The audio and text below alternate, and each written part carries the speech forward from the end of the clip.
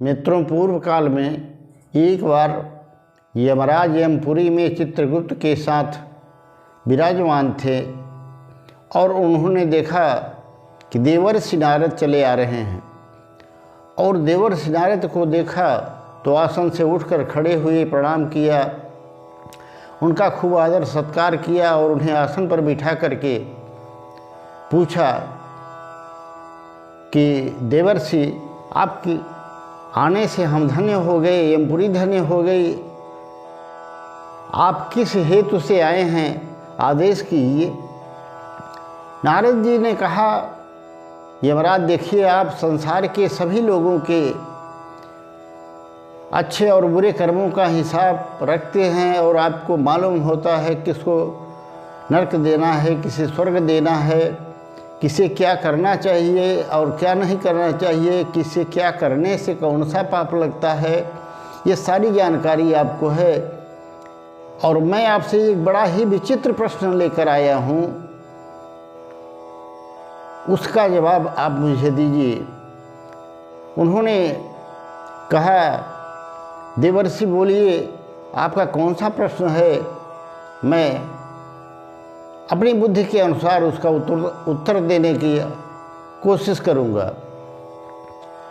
तब देवर्षि ने कहा कि देखो, संसार में बहुत से लोग हैं कि एक विवाह और एक शादी करते हैं, और कुछ लोग हैं तो बहुत से मनमाना विवाह करते हैं, 1 2 4 जो भी इच्छा हुई। तो इसमें क्या सही है, क्या गलत है? क्या एक व्यक्ति को एक ही पत्नी से जीवन बिताना चाहिए अथवा दूसरे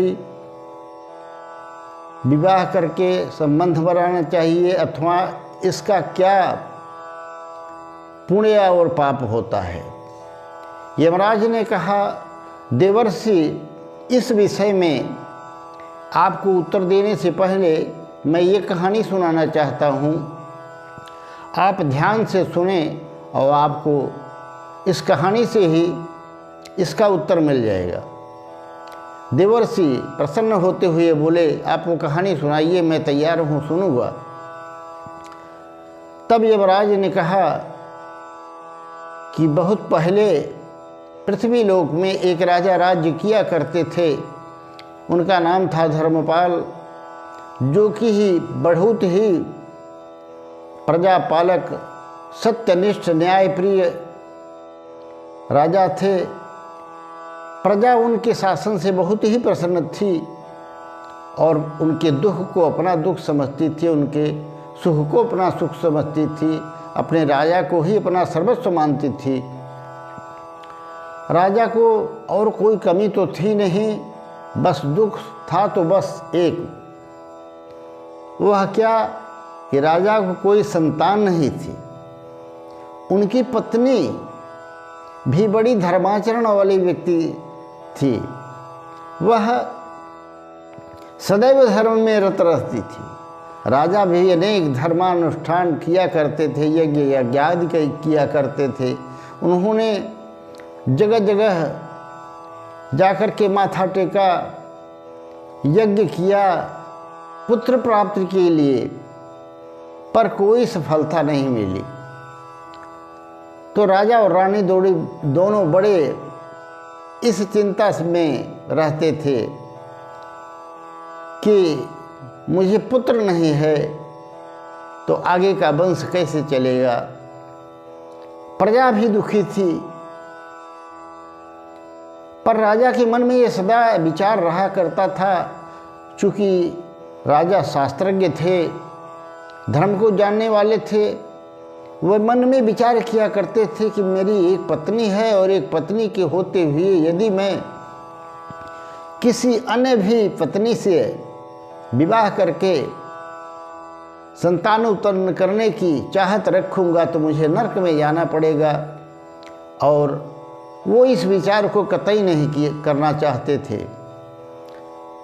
एक बार की बात है, प्रजा में बड़ा कष्ट था। प्रजा भी चाहती थी कि राजा को संतान हो। प्रजा की प्रतिनिधि आकर के राजा से निवेदन किया कि राजन, राज परंपराओं में ऐसा नियम है कि आप 1 या 2 विवाह कर सकते हैं और संतान प्राप्ति के लिए आप दूसरा विवाह कर लीजिए। राजा ने सबको मना कर दिया और अंत में रानी ने भी उनसे स्वयं आकर के आग्रह किया कि राजन, आप दूसरा विवाह कर लीजिए, मुझसे संतान तो होने वाली है नहीं, और संतान के लिए आप दूसरा विवाह करेंगे तो जो भी हमारी सौत आएगी मैं मुझे अपनी छोटी बहन समझूंगी, बहुत प्यार दूंगी, आप उसके लिए चिंता मत करें। राजा ने कहा, तुम एक बात बताओ, मैं विवाह तो कर लूँ और संतान होगी कि नहीं इसकी भी क्या गारंटी है, और मान लीजिए संतान हुई भी तो एक पत्नी के रहते हुए दूसरा विवाह करना अथवा दूसरी पत्नी से संबंध बनाना, इस कर्म का जो फल नरक होता है उससे मैं कैसे बचूंगा। राजा ये बात कह के टाल देता था, और जब राजा की ये बात रानी से हो रही थी तो ऊपर से राजा के जो पितर लोग थे, पूर्वज लोग थे, वो सब लोग आपस में आकर के सारी बात अदृश्य रूप से सुन रहे थे और वे दुखी थे कि जब मेरे वंश का, मेरे कुल का बस यही अंतिम राजा होगा, आगे कोई संतान नहीं होगी तो मेरा कुल नष्ट हो जाएगा, वंश नष्ट हो जाएगा और फिर पिंडोदक क्रिया लुप्त हो जाएगी, फिर तो हमारा बहुत ही बड़ा दुख का कारण उपस्थित होगा। पूर्वज एक बार राजा के स्वप्न में आकर के साक्षात उन्हें समझाया कि देखो, तुम्हें अभी तक संतान की प्राप्ति नहीं हुई है और संतान की प्राप्ति के लिए तुम दूसरा विवाह कर लो, और जो हम लोगों के लिए, तुम्हारे लिए वंश परंपरा को आगे चलाने के लिए गया श्राद्ध करेगा, भागवत सप्ताह सुनेगा, सत्कर्म करेगा, तो पूरे वंश की, कुल की उन्नति होगी और सभी लोग उच्च लोगों को प्राप्त करेंगे। पर राजा नहीं मानता।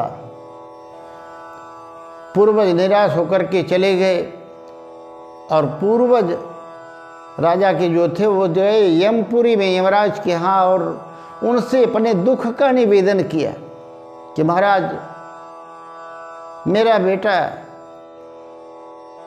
इस तरह से है, मेरा खानदान समाप्त होने वाला है, आप चल करके उस राजा को समझाइए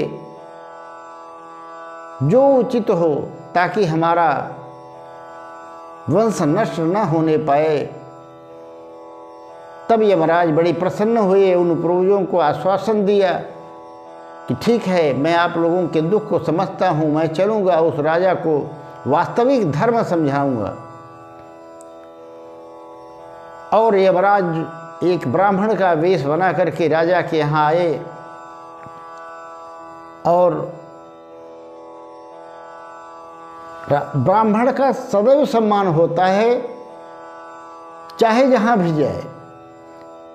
तो उस ब्राह्मण को देख करके राजा बड़ा सत्कार किया, सेवा किया, सम्मान किया, आसन पर बिठाया और पद पखार करके पूछा, प्रभु आप आने का कारण बताएं, हम आपकी क्या सेवा करें, आदेश कीजिए।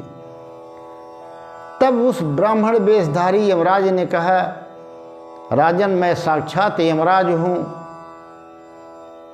ब्राह्मण के वेश में आया हूँ, आपके पूर्वज आपसे रुष्ट हो गए हैं और थोड़े ही दिनों में आपका राज्य नष्ट हो जाएगा, आप पर दुखों का पहाड़ टूट पड़ेगा, तो उन पूर्वजों को प्रसन्न करने के लिए मैं कहता हूं शास्त्र विधि से आप विवाह कर लीजिए। क्यों? जब व्यक्ति को संतान न हो, वंश नष्ट होने की स्थिति आ जाए, और जो व्यक्ति की पत्नी हो स्वयं की, वह स्वयं सलाह दे, सहमति दे कि पुत्र प्राप्ति के लिए, संतान प्राप्ति के लिए आप दूसरा विवाह कर लीजिए, तो उस पत्नी की बात को मान करके विवाह कर लेना चाहिए। इससे कोई नरक नहीं प्राप्त होता है। मैं साक्षात यमराज हूँ और धर्म के मर्म को जानने वाला हूँ, इसलिए मैं आपको यह राय दे रहा हूँ। अब धर्मराज राजा को यह सुझाव दे करके चले गए, और तब रानी आकर के पुनः राजा से निवेदन किया कि राजन, मैं भी अंदर से सारी बातें आपकी और ब्राह्मण की सुन रही थी। मैं तो पहले भी आपसे कह रही थी और अब भी आपसे कह रही हूँ, निवेदन कर रही हूँ कि आप दूसरा विवाह कर लीजिए। राजा एक सुंदर कन्या से दूसरा विवाह किया और समस्त धर्माचरण का निर्वाह करते हुए शासन करने लगा। 9 मास व्यतीत हुए तो दूसरी जो पत्नी हुई, उससे एक बहुत ही सुंदर पुत्र रत्न की प्राप्ति हुई। अब राजा और रानी तो प्रसन्न थी, बड़ी रानी भी अपने को धन्य मानने लगी कि मेरा कुल पवित्र हो गया, मेरा वंश पवित्र हो गया, अब मेरे पूर्वज खुश रहेंगे, मेरे पितरों का आशीर्वाद मुझ पर बरसेगा। तो मित्रों, किसी भी व्यक्ति को बहु पत्नियों से विवाह करने की अनुमति शास्त्र तो नहीं देता, और मर्यादा के विपरीत है भी। एक पत्नी व्रतधारी व्यक्ति भी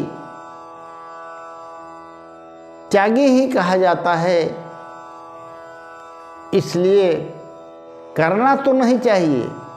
पर जब ऐसी परिस्थिति आ जाए कि मेरा वंश ही समाप्त हो जाएगा, आगे कुल में कोई पानी देने वाला भी नहीं बचेगा, तो पितरों की शांति के लिए, पूर्वजों की प्रसन्नता के लिए, उनकी कृपा प्राप्त करने के लिए व्यक्ति कभी भी दूसरा विवाह करके संतान उत्पत्ति कर सकता है, पर भोग की दृष्टि से नहीं। जब व्यक्ति भोग की दृष्टि से अपनी पत्नी के अलावा किसी भी स्त्री का चिंतन करता है और पाने की चाहत करता है, तब वह घोर नरक को प्राप्त होता है।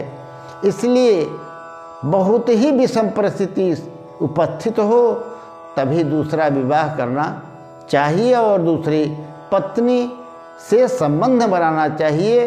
उसका तब नरक नहीं, उसे स्वर्ग मिलता है, और उसके पितर प्रसन्न होकर के उसको भंडार को भर देते हैं और उसके जीवन को खुशियों से भर देते हैं।